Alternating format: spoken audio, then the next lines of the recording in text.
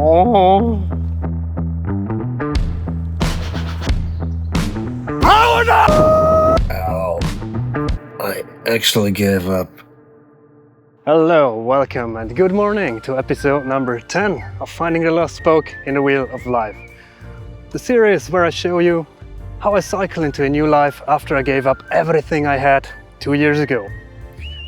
Do you ever set yourself challenges that you think are completely unreachable to you? Well, I do. And in this episode, we are gonna find out how embarrassingly fast I failed at doing so. So, sit back, relax, and enjoy. Well, it might have worked. Good morning! I'm fresh as a daisy on a spring morning. I'm fit as a young deer. Just took 4 days break here in Ohrid in North Macedonia. I'm well rested, I'm clean, I'm stocked up. And some of you might know that I've been cycling a little bit, not too much actually. Although I've cycled like 12,000 kilometers in the past 2 years. I never managed to do 1,000 kilometers without taking a day off. This is something that kinda bugs me. So I'm setting myself a 1,000 kilometer challenge. I'm gonna refuse to take a break until I hit the 1,000K. So far, 5. It's a lovely day. Totally overcast, just a little bit sunny. Not rainy at all, a little bit windy, not too cold, not too hot. Perfect. And I'm just about to leave the city of Ohrid. Ohrid. The route I intend to take is going to be like 100 kilometers through Macedonia, then entering Greece, and from the border of Greece pretty much straight through towards Turkey, and then pretty much straight towards east again. Yeah, that's about it for the plan. The 1,000 kilometers will bring me somewhere between Izmit and Ankara. And maybe, if my energy is sufficient enough, I will push through all the way to Ankara. Let's do the 1,000K first. So far, 8. So I just left the city, entering this beautiful valley here. It's gonna be a long valley and only one road going through it, so I have no other choice.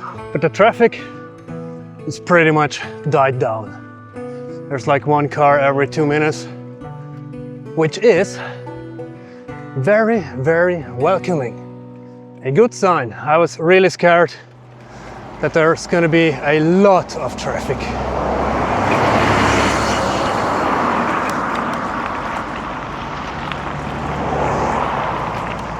Ah. Okay.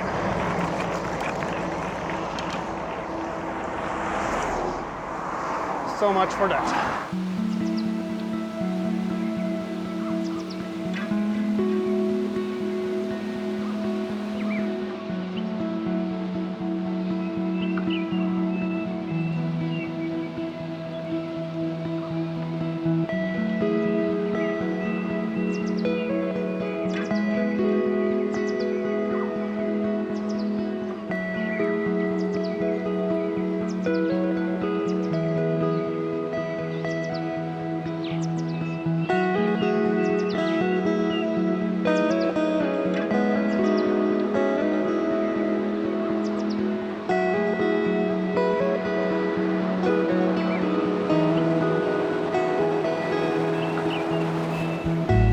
I have rarely seen a country as green as Macedonia.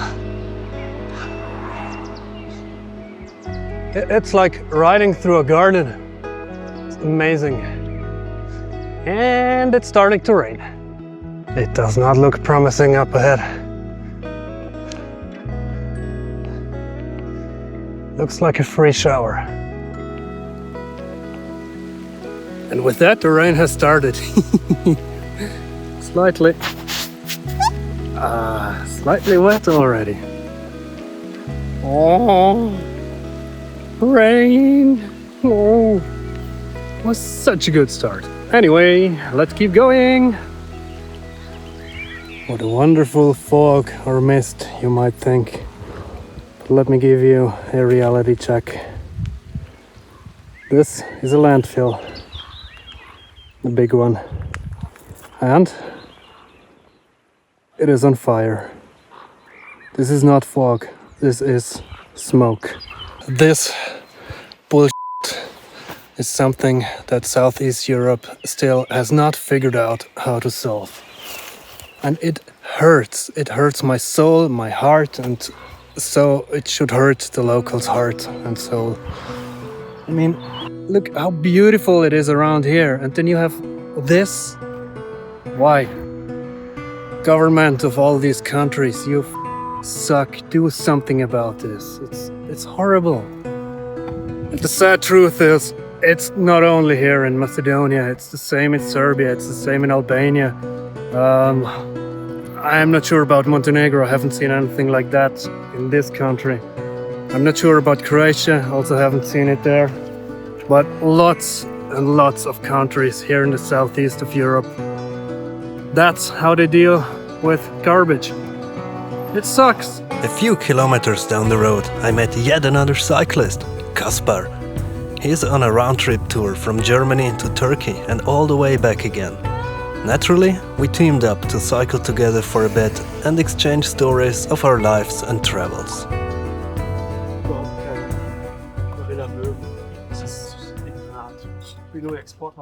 So, we're just having a small hill, and it's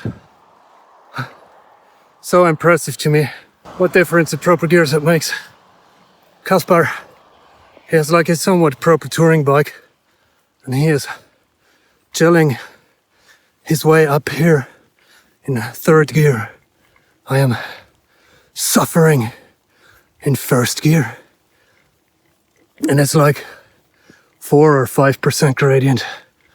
And no, I'm not wet from rain, it's all sweat.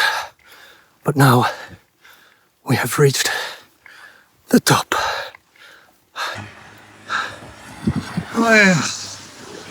You're having a good laugh, eh? Yeah. How easy was this hill for you? It doesn't feel so exhausting. Speaking of exhausting, I know myself. And I know that if I don't limit myself to a certain amount of distance per day, I will run out of energy well before I reach the 1,000 kilometers. So I will aim for a daily average of 50 kilometers, which for me, on an unoptimized 50 kilogram bicycle, is more than enough. Okay, we are, how far? 60 kilometers in, 61 I think. And it is about 35 until Greece. And are we gonna try it? Kaspar, on the other hand, is averaging around 120 kilometers per day on his tour, and I didn't want to slow him down too much. So I took the chance to get motivated by not traveling alone and do as much as I possibly could on that day. If that was the best decision? The end of Macedonia! We did it! 90 kilometers! Whoop, whoop. Welcome to Greece! Country number 13 and 26, I think? I'm not quite sure, I have to look it up. Woo-hoo-hoo! Very, very important step. First stop in Greece. Coffee. Also, time zone just skipped. We have 8 o'clock now, but it's actually only 7 o'clock. It doesn't matter.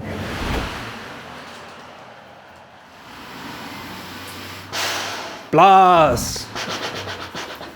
Blas! We had a surprisingly good night right next to the road and the customs office. Sadly, Kaspar and I already had to separate again, since his schedule is a lot tighter than mine, and he wanted to reach Thessaloniki on that day, which was still 180 kilometers to go. Some people are crazy. I don't know how they survived that. I couldn't. So I'm alone again, and it's like 500 kilometers until Turkey. And apparently it's more or less flat until there. But not as hilly as Albania. Let's see how that turns out. It's gonna be good. And so, after an extensive morning at the gas station, I set off as well. Luckily, thanks to the big distance the day before, my daily average goal was almost fulfilled already. But it's certainly too early to get lazy, so I still opted to reach the 50k that day. But little did I know what kind of emotional roller coaster was awaiting me.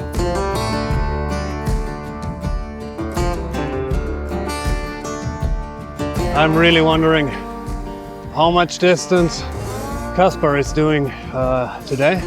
I really wonder how he is doing. If you see this, Kasper, I hope you're doing good. Today are like the most stupid conditions I have ever seen. It's just annoying. From top to bottom, like completely stupid. It was the heaviest headwind ever, mixed with rain and the mountain pass, and the more I climbed, the more my mood dropped.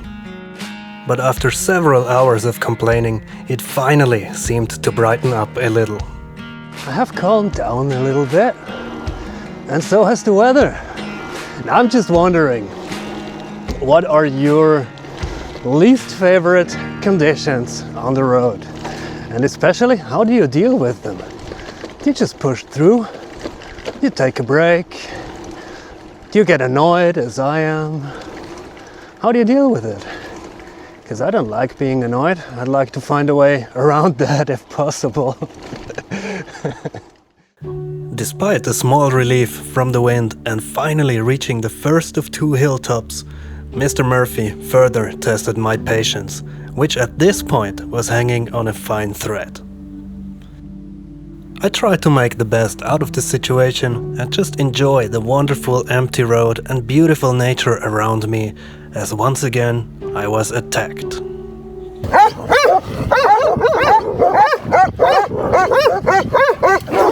op!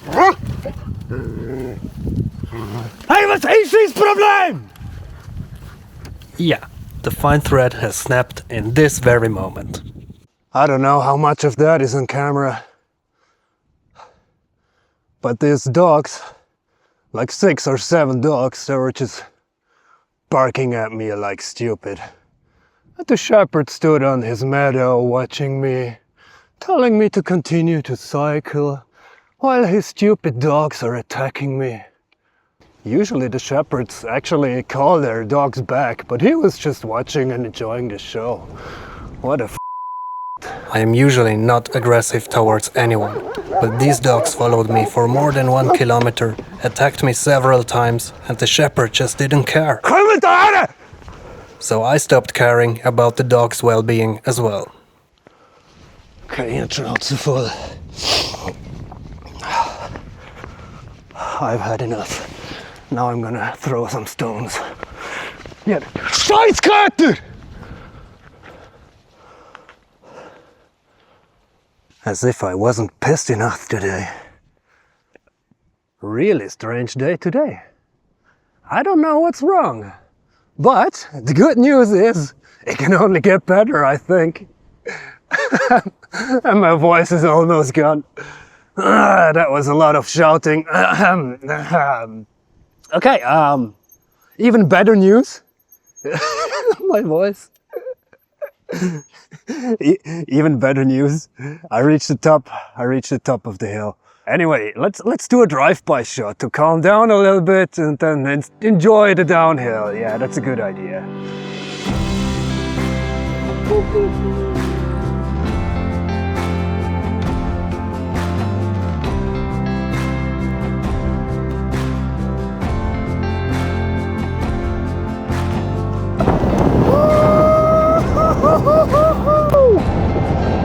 Yeah, baby! Down here! New speed record! 70 kilometers an hour!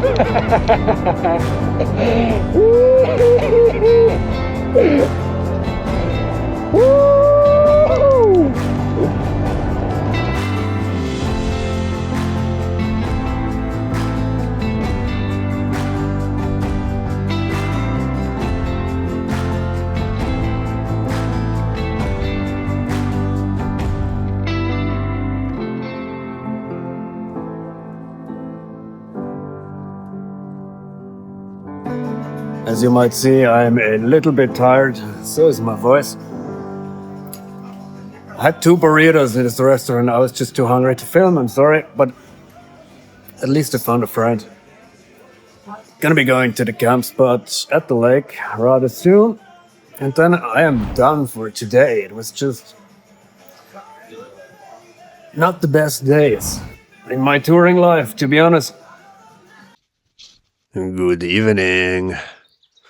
Guess what? I just met some other travelers. Would you believe it or not? They're down there in the camper. And of course, they're Frenchies. Of course they're Frenchies. And they just invited me for some dinner, which is a very, very, very welcome. Okay, let's check out Frenchie's home.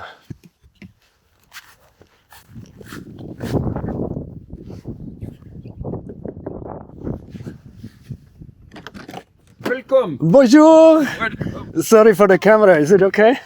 Yes. Cool. Wonderful. This is Catherine and Nick with daughter Lou and their dog Pepite. For the past year, they've been traveling all over Europe with their motorhome. Kath and Nick both are teachers, so they could homeschool Lou while on the road. What an amazing adventure for her. She'll be telling this story to her grandchildren. We enjoyed an amazing dinner, a beer, and stories of love and life. Exactly what I needed after this day. Thanks again, guys. Bon appétit, mes amis. Merci beaucoup.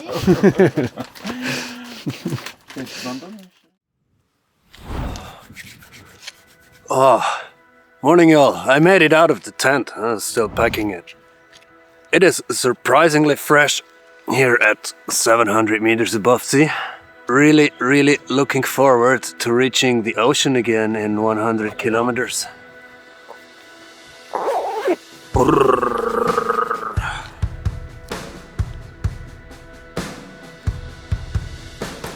Frenchies are up in the life as well.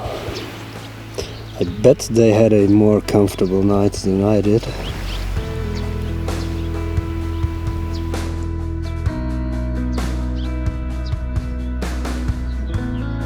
I think this might be a sign that my tent is getting older, especially the tent floor. Back on the road again. And of course, it starts to rain again, but this doesn't matter. I could pack my tent in the dry. That's all that counts. Ah, you could think, looking at me, that it's winter. It's mid-May. Amazing, isn't it? I was expecting to be suffering in the heat at this time. So funny that I'm actually cold. So enjoyable. Love it.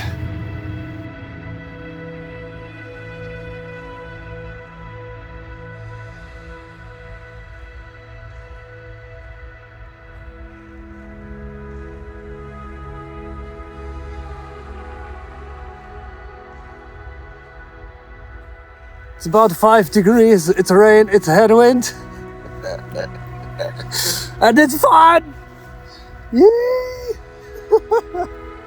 This brings me some Italy flashbacks, to be honest. But one thing's for sure.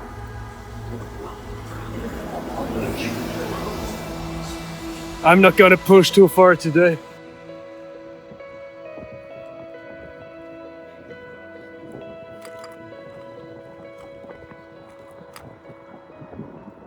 So I am in Edessa. The town is called Edessa, right? Yes. Yes. This is Costa, and he's gonna make me some good food. Because I am severely cold. And I'm gonna warm up and dry up a little bit in here. It's horrible. It's actually worse than in Italy. and I don't know if I will continue, but we will see how it turns out weather-wise. Update. Bad headache. Ow. I actually gave up, went to a hotel, which Costas could organize me for half the price what it actually cost. Thanks again, Costa. Good dude, good dude. Oh, yeah. I'm just gonna sleep. See you tomorrow. Hopefully able to ride again. Yeah, I would have loved to end this episode on a higher note, but you know, it doesn't always go as you might expect. But giving up? Nope, that's not gonna happen. I'm gonna restart this challenge until I make it. Until then, thanks for watching. Keep trying, keep fighting, and keep riding. See ya.